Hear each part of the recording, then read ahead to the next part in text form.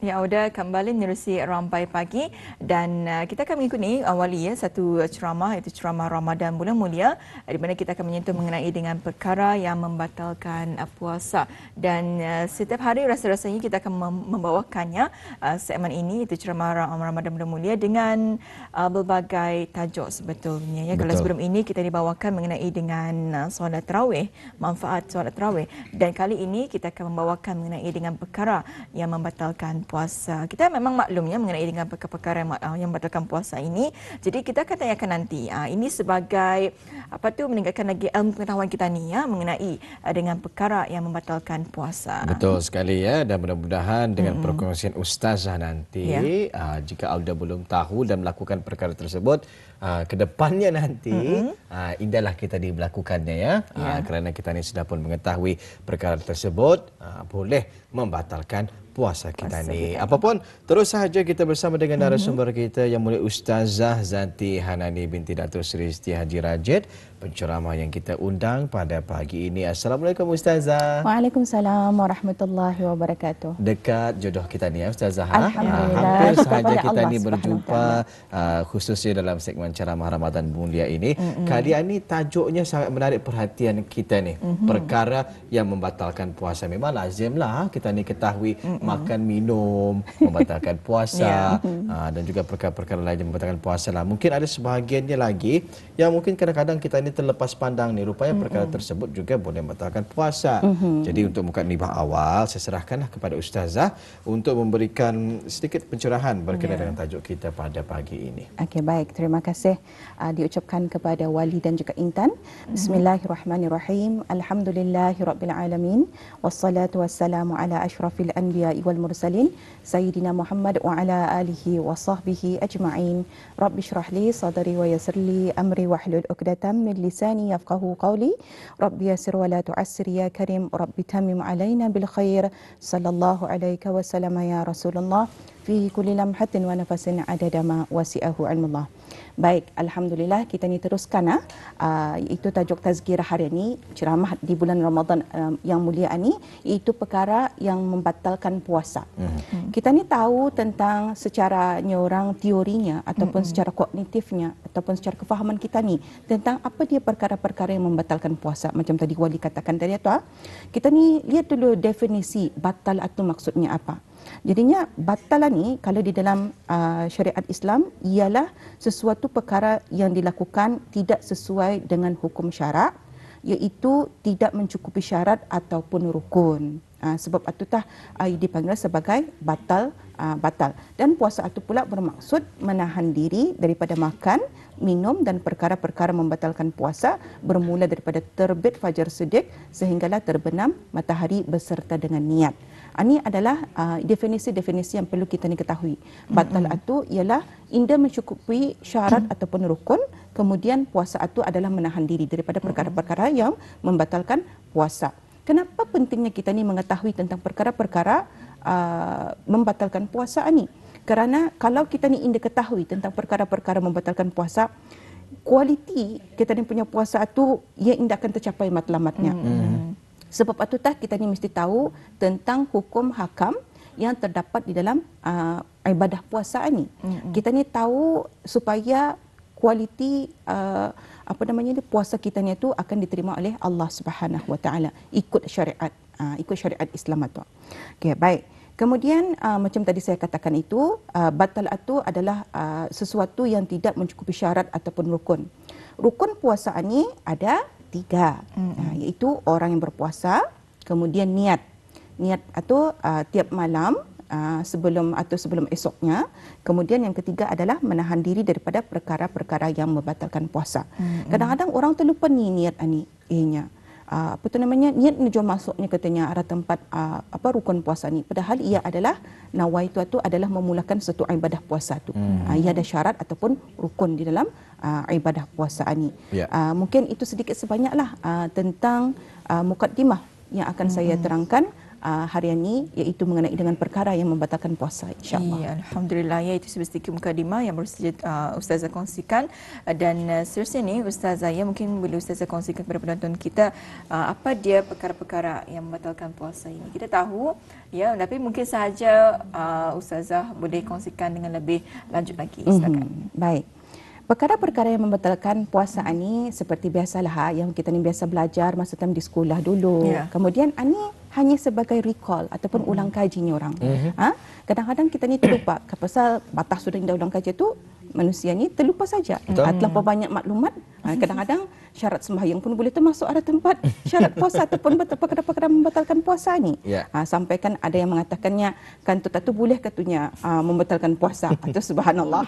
Siapa-siapa saja tu boleh boleh membatalkan puasa. Sebab patutlah kita ni ulang kaji dulu sedikit sebanyak mengenai dengan perkara-perkara yang membatalkan puasa ni. Yang pertama sekali adalah datang darah haid ataupun nifas. Jadinya datang darah haid ataupun darah nifas ni indah termasuk darah istihadah. Darah istihadah itu adalah darah penyakit yang tidak dikategorikan sebagai darah yang kotor, iaitu darah haid dan juga darah nifas ini. Kemudian yang kedua adalah makan atau minum dengan sengaja. Kalau ia indah sengaja tu, apa dimaksudkan sebagai indah sengaja ni adalah termakan, termasuk makanan. Disuapkan.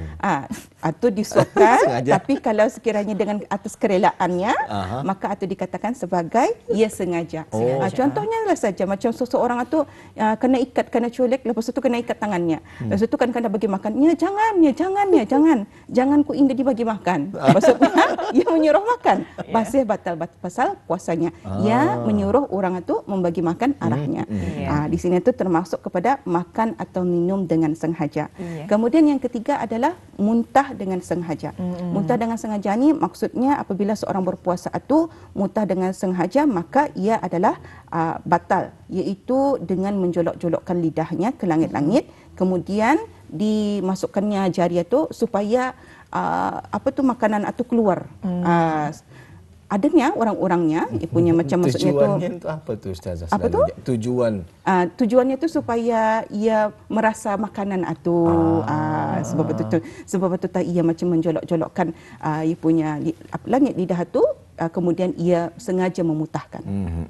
Kemudian antara perkara yang membatalkan puasa ini ialah mengeluarkan air mani dengan sengaja, seperti dengan menggunakan tangannya sendiri, yakni onani, ataupun perkara tersebut halal baginya seperti melakukan macam manalah hubungan suami isteri dan sebagainya tu.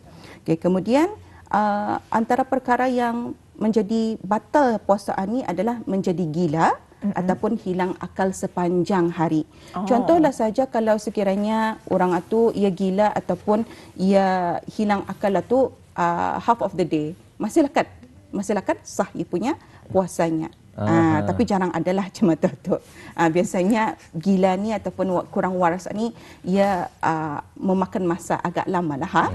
Sebab tu ia punya puasanya tu terbatal kalau ia half of the day ataupun kalau sekiranya ia half of the day ia batal, tapi kalau ia sepanjang hari ataupun memakan lebih masa, maka ia batal ia punya puasanya. Kemudian perkara yang membatalkan puasa ini juga ialah menjadi murtad. Iaitu apabila orang yang sedang berpuasa itu menjadi murtad, yakni keluar daripada agama Islam. Walaupun tak sekejap, walaupun tak satu saat ataupun ini sampai satu saat, maka batal puasanya dan wajib ke atasnya qada apabila dia kembali semula kepada Islam. Masuk murtad ini ia indah mengaku lagi. Na'udzubillahi min zalik. Moga Allah jauhkan daripada sifat macam ini.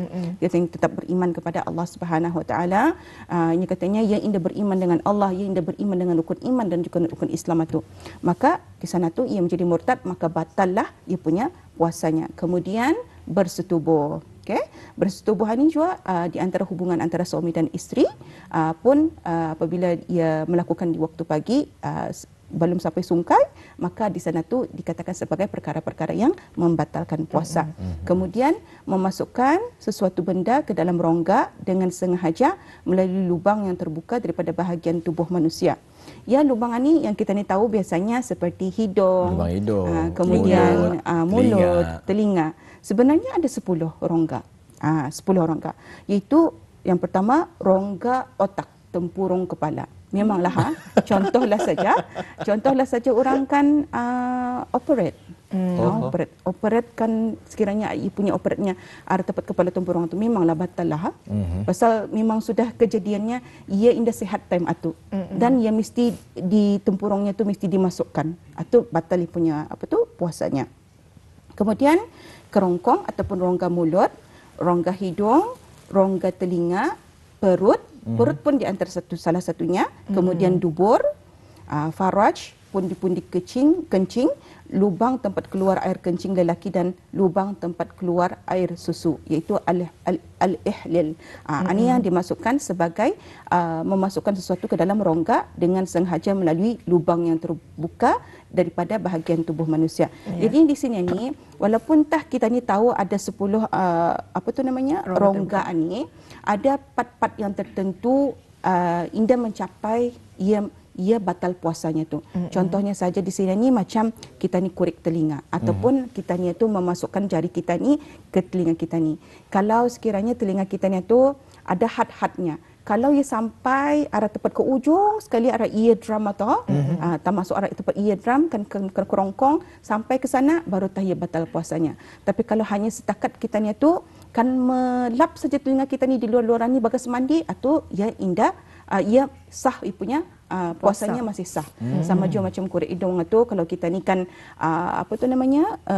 berwudu kemudian membasuh hidung sampai had-hadnya saja.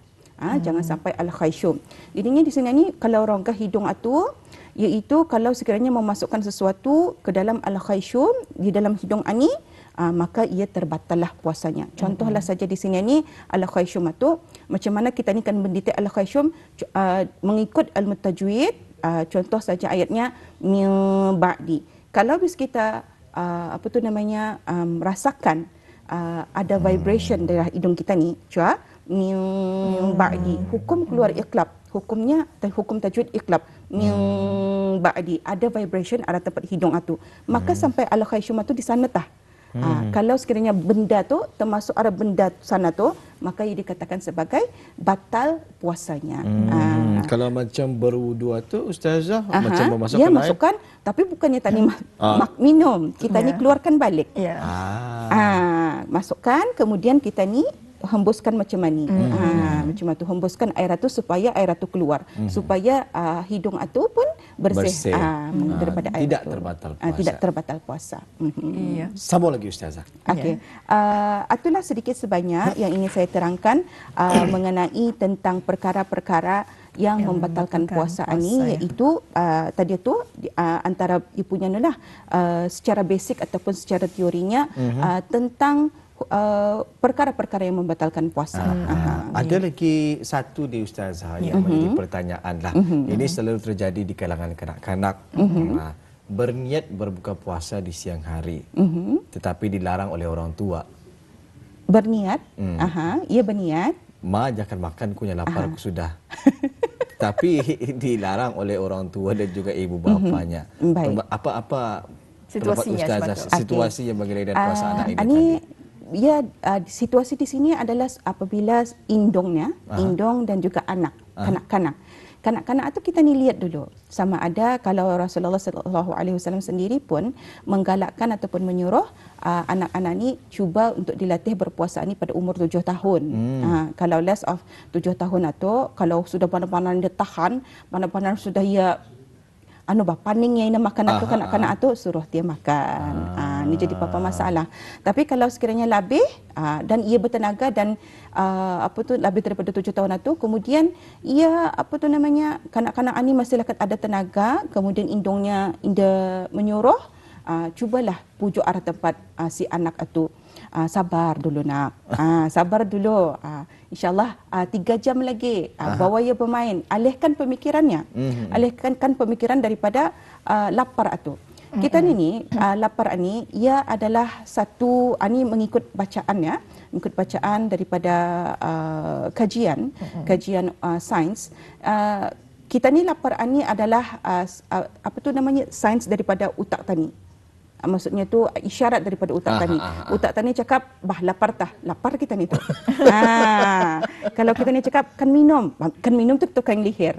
Tapi kalau kita ni punya utak tu kuat cakap, nuku jangan macam tu. Kan dengan hati yang kuat juga, hati dan utak ni ia bergabung untuk mendapatkan iman itu. Kalau sekiranya utak kita ni cakap kalau kita ni lalihkan daripada lapar dan semangat dahaga tu, pasti kita ni tu boleh mencapai waktu berbuka puasa tu, insya-Allah. Ada permasalahan-permasalahan lain ke yang sering ditimbulkan berkenaan dengan perkara yang membatalkan puasa ni Ustazah? Baik, biasalah ini kalau secara teorinya kita ni belajar macam cuma tu saja. Sebenarnya banyak yang perlu dikupaskan satu persatu mengenai tentang isu terkini ataupun isu contemporary tentang batalnya puasa ini. Salah satunya katanya mungkin penggunaan contact lens, contact lens ataupun penggunaan ubat mata. Macam mana keadaan ataupun statusnya puasanya tu. Mata indah termasuk di dalam rongga yang terbuka ataupun lubang yang terbuka daripada bahagian tubuh manusia ini. Kemudian yang keduanya lagi, macam mana kalau sekiranya ada ada tempat rongga mulut ini, macam mana kalau sekiranya ia merasa makanan. Biasakan tu kalau merasa makanan katanya kan menghidangkan juadah makanan ani katanya. So macam mesti cuma rasa makanan itu kadang-kadang masin, lepas itu kadang-kadang manis, kadang-kadang tawar. So di sini ni ia ada cara-caranya. Di dalam Islam menyatakan kalau kitanya tu kan mau merasai saja masakan dan bukannya memakan, hujung lidah saja rasa, kemudian dikeluarkan balik. Pasal lidah kita ni asal rasa sedikit tapi indah mencapai kerongkongan tu, maka ia indah batal puasanya. Kemudian yang keduanya sama juga macam kalau kita ni berbarus gigi. Kita ni berbarus gigi kadang-kadang ada terasa stroberi, ada terasa bejuan ada kita ni punya di Brunei ni masih belum membuat perisa ubat gigi itu perisa durian Menyelerakan. Mungkin saya dihembus buah durian. Perisa durian ataupun durian mint. Ada rasa macam pudina tu kan. Ataupun punya ubat giginya tu perisa penyerang tempoyak dan sebagainya. Macam-macam tu. Mungkin satu hari nanti ada. Mungkin satu hari nanti ni orang lain pasti daripada yang lain. Pasti mencabar suasana puasa ketika itu ya. Kalau sekiranya ia memakai Colgate ataupun memakai ubat gigi kemudian ia barus gigi indah sampai ke kerongkongnya terasa saja atau indah mengapa atau indah menjadi batal ia punya puasanya. Kemudian ada juga lagi kalau bahagian rongga mulut ni kalau sekiranya terselit sisa makanan pada celah gigi ni. Macam mana? Ini selalu berlaku ni kalau ketika lepas sahur. Ada tiada daging menyalat sini tengah-tengah. Hanya ada dagingnya katanya. Kan dimakannya. Sengaja dimakannya, maka itu batal puasanya. Tapi kalau sekiranya ia indah sengaja dan ia indah tahu sama ada tu daging ke apakah masa time sembahyang, kemudian ditelannya ia indah tahu dan ia macam indah yakin yang itu makanan tetapi tertalan, maka hukumnya tu di sana tu indah batal puasanya. Banyak ya perkongsian daripada Ustazah sebentar tadi mengenai dengan perkara yang membatalkan puasa ini. Sayang sekali masa sangat mencemburui kita ni. Kalau panjang lagi masa ni banyak ya perihal-perihal yang ingin kita ni ketahui, adakah ianya membatalkan puasa ataupun tidak. Walaupun bagaimanapun insya-Allah lah ya. Yang penting rukun puasa itu kita ni laksanakan ya. Betul. Dan insya-Allah puasa kita ni akan diterima jua hendaknya. Apapun, ribuan terima kasih Ustazah. Sama-sama. Insya-Allah ada kesempatan kita ni akan bersama lagi dalam ceramah Ramadan bulan mulia ini dengan tajuk yang lain pula. Sehingga waktu itu tiba Ustazah. Assalamualaikum. Waalaikumsalam warahmatullahi wabarakatuh. Ya, alhamdulillah Wali, itu dia bersama kita ikuti bersama ceramah Ramadan bulan mulia, perkara yang membatalkan puasa. Banyak sebenarnya ya ilmu yang dapat kita ketahui bersama ini dan juga kita percaya sahaja penonton kita juga ni nyunta ni ingin mengetahui dengan lebih lanjut lagi mengenai dengan perkara ini. Apapun, alhamdulillah Wali, kita nampaknya kita telah berada di penghujung rancangan dan kita mengharapkan ni Wali ya, apa yang dapat kita kongsikan ya untuk Rampai Pagi edisi hari ini sedikit sebanyak memberi manfaat kepada audiens semua. Apatah lagi ya mengenai dengan ibadah berpuasa. Iya, untuk akhirnya mewakili penerbit, rakan-rakan juruteknik dan juga rakan-rakan yang turut sama menjayakan siaran Rampai Pagi ini, kami ingin mengucapkan selamat menjalani ibadah puasa untuk puasa yang kelima. Sehingga kita jumpa lagi di lain kesempatan. Assalamualaikum warahmatullahi wabarakatuh.